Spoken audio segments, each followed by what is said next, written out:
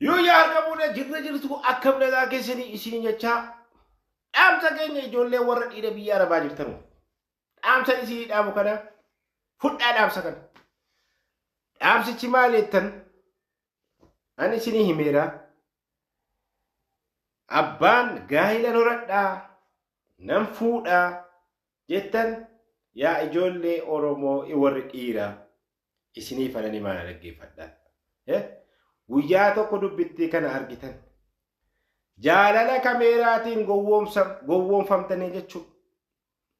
Jaalala kameeraatiin birrii keessan gadi naqinaa. Ani birrii keessan gadi naqinaa. Warri Dubaayii, Baareenii, Jinnii, Jaankaa jettan qaamaa sibira jirti taanaan itti dhaqii fuudhi. Oonlaayinii irraan jaalala jettee hin fuudhin. Kun dhaamsa kooti waan asirratti argaaru. Kisaaraa guddaadha. Waanuma biyyaa bahe tokko akkam fuune. Inni sila fuutee jirtu rabbi walitti si fidee walitti si argi. Isa kana sichi dhalaa biyyaa bahe akka nam tokko hin fuune. Dhalaadhuma biyyaa bahe tokko akka nam tokko hin fuune kun dhaamsa kooti. Isa biyyaa bahe maal gochuun bahee dalagatee mana ijaarratee dhufee jennaan warri biyya keessaa birrii isaatiin nikaa hidhatee hafuudhu malee alaa biyya alaa bahe wajjin dalagannaa wajjin maal fuuna jettanii ijoolleen dhiiraa biyya arabaa keessa teessanii nikaa hidhatanii barcuma teessisa jettanii birrii keessan gadi naqaattan birrii keessan eeggadhaa kun dhaamsa kooti isiniin hima booda argitanii amantanii kisaaraa keessan galina hammacha birriidha nikaa hidhattee 1,200 baasaattu. Hojii wayitiin qabadhu shikaala wayitiin bitadhu achi kaadhu waanuma dhalaa ta'e dhalaa biyya arabaa akka hin fuune kun dhaamsa kooti. Dhalaa biyya arabaa akka hin fuune akka hin fuune dhalaadhuma biyya arabaa inni sila fuutee jirtu wajjin jiraan inni sila kana dura nikaa hidhattee jirtu fuudhi isa kana booddee immoo nam tokko akka hin fuune kun dhaamsa kooti waan nu asirratti Itoophiyaa keessatti argaarru jira jechuudha. Qabeenya kanan qaba sanan qaba birriin qaba itti abbaa koo si gowwoomsite jechuudha. Birrii 200,300 gadi baaftee nikaa hidhattee gaafa ati nikaa hidhattee kaatu abbaa koo isiin madaamiin maal moodha birriin achi dhaqee as dhaqeedhaan isiin san baajiidhuma shaanxaa 3-4 qofa fudhattee jirti. Abbaa koo birrii si ati Yamanii kaaftee hanga Suudii hojjetteetu dhidhiitamee nyaatama.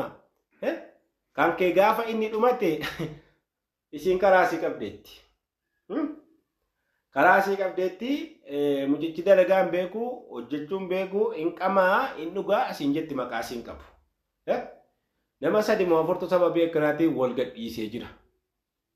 Warri ijoolleen dhiiraa yeroo dhiyoo keessa Yamanii ollattanii Yamanii teessanii ni kadhatatan rabbii keessa sodaadha akka harkaan hin qabne silkii jiraatti akka hin dawwalle janaan bu'aa tokko hin qabu.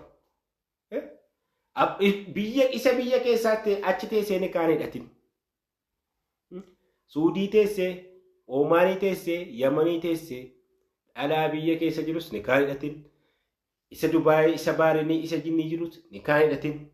Ilmoon dhiiraa biyyaa baate waan biyyaa baateef kaayyoo kee dalagadhu. Walitti qabadhu. Mana ijaarradhu. Katamacha manatti ijaarratte sanatti hojii maalina jedhaa uumi. Warshaa maalin dhaabaa uumi. Meeshaa maalan shaqatan jilmaa kennaa uffatan jilmaa kennaa uume charchaaroo yu dhiisa ansiniifan hima. Biyya keenya kana keessatti wanta amma baasaaru ati yoo shaqata jilmaa kennu caammaa jilmaa kennu uffata jilmaa kennu kanatti nuu baasaara. Warra ittee ittiin cinqamin warra atachitee seenikaa asitti hidhatte abbaa koo ati ji'a ji'atti 20 ergitaa. Kan birrichaan qamaa'u kan biraa kan uffata siin uffattee ati itti bitteen kan wajjin bashannanu kan biraa birriidha tuttuunnaate kan biraa silkii ati bittee kan biraa kan qabatu kan biraa abbaa koo birrii keessa walitti qabadhaa. Gowwummaa isa kan isa zabana yeroo keenyaatiin hadarbu warri kana amma achi jirtan of eeggadhaa. Of eeggadhaa natu siniin jedhe harkaan hin qabinaa. Nam tokko akka harkaan hin qabne. Abbaan saasamee haa tottolu silkiidhuma isaa kaardii guuttee ittuma hin dawwalin. yoo sila nikaa godhattee jiraatte fuudhi. Isa biyya keessa ta'e isa biyya alaa isa kana booda akka fuudhe. An dhaamsa koon kanan isinii dhaamu kana. Wallaahi billaahi dubbii isinitti maal kun dubbii dhugaadha. Uummata meeqa rakkatee jira. Warra nama meeqaa kan achi taa'e abbaa koo uffata shaanxaan itti bitu. Suufii biinetti kun kan wajjin bulu kan biraa. Inni achi Abu Mazaraan koo abbaa koo Abu Mazaraan lubbuu akkam jirta. Ati nagaa keetii maal rakkataatteedha. Isiin immoo asii jalaa suutuma mormoon qabattee asiin ati calluma jettee jechuudha. Akka ati akkana jettee eeloo hirribni qabuu didee akkana ta'uu dadhabee an akkana ta'uu dadhabee atoo eessa jirta ati maaliidha? Birrii ati Mazaraa dhaabattee gaala jala deemtee akkana ergite jechuudha. Asii immoo shabaaba isa lafaa kaaru kana sitti bitee illimsi godhaara. Waanan ijaan argan isinii himaaraan soba fuudhee lafaa himaan jira. Gubadhee dadhabee waanan ta'u jechuudha. Nus akkuma kanatti gowwoomnee nyaatamaa turre amma isin immoo hin gowwoomina.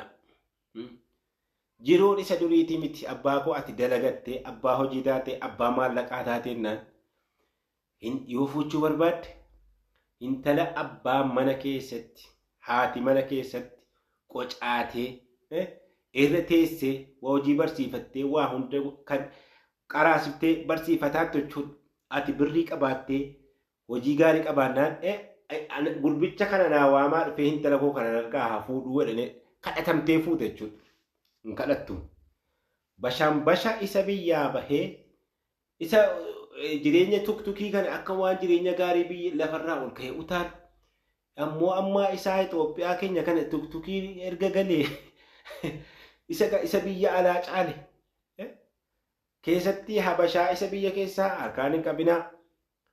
Jireenya isa reefasii achi bahaan immoo isa dulloota isa durii harkaan hin qabinaa obboleessa ijoollee. Ijoolleen booda kanaa dulloota isa zabana keenya jechuun isa waggaa ja'a ture. Isa nu dur janajjanaa turre. Janajjana isa nasiiba keenyaa keessaa fudhannee baane. Isin immoo warra hamma haaraadhaatti jechuudha. Isinitti kufaara. Mana qaba jedhee, baajaajiin qaba jedhee, shikaala qaba jedhee isinitti kufaara. Dhaggeeffadhaa. Maaliif irra jedhee jedha viidiyoo iccitii wayii viidiyoo nama biyya sana jiru. Wantichi kun immoo iccitiidha. Nama na beeku mudannoo isa mudate viidiyoocha gara guyyaa tokko isiniin hima jechuudha. Adaadaa akkoo kan isinii ta'an jechuudha. Kan waggaa meeqa achi turametu ijoollee shabaaba. Ijoollee shabaaba qabatanii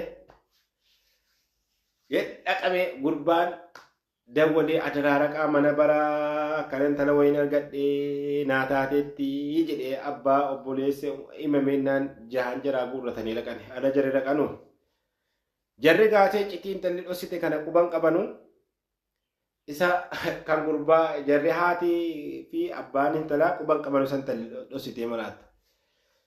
Egaa intalli keenya egaa achi waggaa mana teesseetti bubbulteetti xiqqoo bakka jedhane jarri. Jarri jedhane ijoollee maaliif kan haasa'anii jarri keenya jarra asii dhaqan maaliif kana jettee dhaleetuma dhiisanii galane. Akkam kana haasa'anii jedhane. Namni bukkee goggortee gurbaan keessa nama umuriin isaa meeqa jedhanii bukkee goggoranii gaggaafatani. Jarri umurii intala ofiitii fi hojii intala ofii beekan. Jarri abbaan gurbaa maaliif kana jedhan hin naanneeffanne jarri maa gurbaa jaallate gaa'ummaa isaaf ta'e nutti ergedhanii dhiisanii inuma taa'amee galamee nikichin jedhamee hin dalagamee walitti dalagatamee taa'amee yeroo taa'amaa dhaqu maal ta'e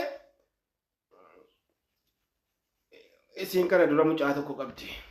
Gurbaan immoo ammallee ijoollee isa kana. Agaameera. Qabeenya walitti turatameera. Walitti xiraahame kaa. Soddootiin quba waliin qabu. Yaa soddaa koo waliin jedhamaadha. Asii walitti xiraameera. Akkasaa immoo viidiyoo ittaan irratti dhugaa jirtu tokkoon gadi qabee isinii himaa naa dhageessani. Waan biyya kana keessatti ta'aaru. Kisaaraa inni keessa galamaaru isinii dhaamaa. Viidiyoo kana share like godhaatii daaspooraa warra sammuu hin qabnee fi warra mataa hin qabne biraan nagaa. like godhaa subscribe godhaa viidiyoo ajaa'iba nagaafadhaa waan barbaadan keessan kana booda kaayyoo kootiin dhossuwan akka nu biyya kana keessa gallee taa'amne hin taafina.